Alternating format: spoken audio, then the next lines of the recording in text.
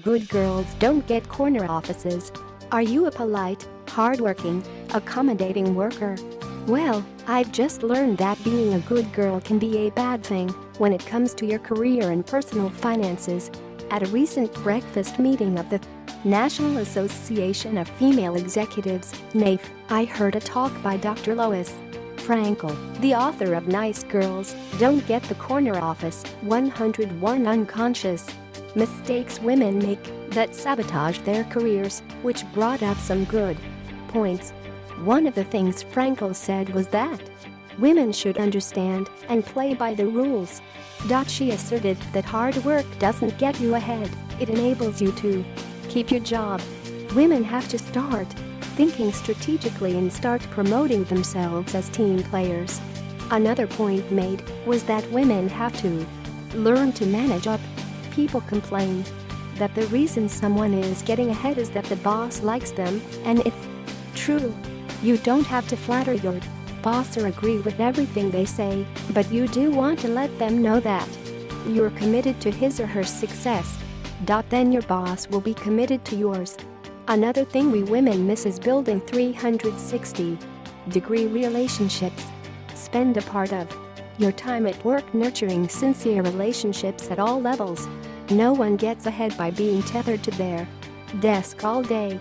Instead, spend 15 minutes a day in casual conversation with coworkers and build connections. Strange as it seems, since women feel that they're liberated from the former stereotypes, you must pay attention to the dress for success mantra. A full 50% of your credibility is based on how you look and how you dress. Another 40% is based on how you sound, so it's not being phony or false to put your best foot forward, it's strategic. Now for all you women I hear groaning after that last point, I sympathize with you. As an entrepreneur, one of my favorite perks is not having to don pantyhose every day, but that doesn't mean you can run around in PJs or sweats either. You can put forth a very presentable, businesslike, credible impression with a neat pantsuit, even with low-heel shoes, at a well-maintained haircut and style, and even with minimal makeup and smart jewelry you can look as smart as any office executive. There's also something of note for my male readers. If you've kept with me this far into the column, women should pay attention to the shocking statistics I'm about to reveal. Let's not fall asleep at the switch, ladies. A figure everyone should watch is women fill less than 15% of congressional seats. Among our 100 senators, only 14 are women, and we hold only 15% of the seats in the House of Representatives.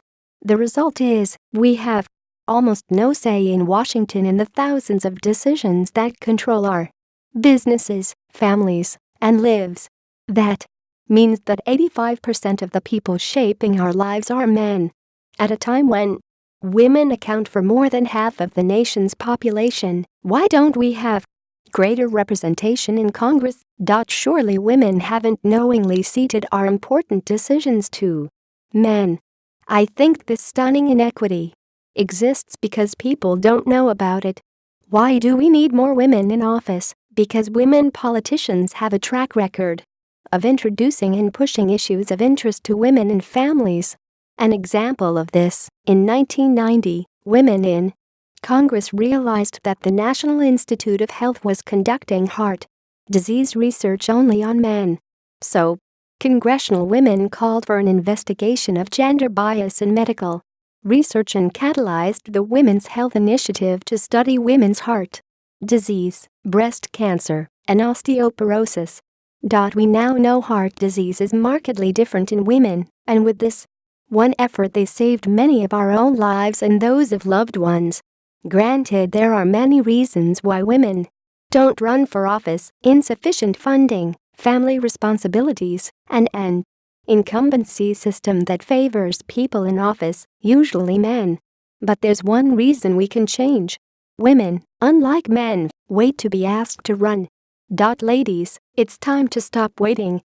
Start running. More women in Congress could help us close the wage gap that still exists And don't kid yourself that it doesn't. Recent research by NAIF shows that men annually earn, on average, $10,000 plus more than women in exactly the same jobs.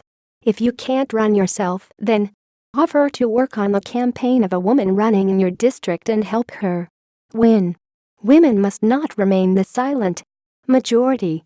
Let's make this year a better year for women.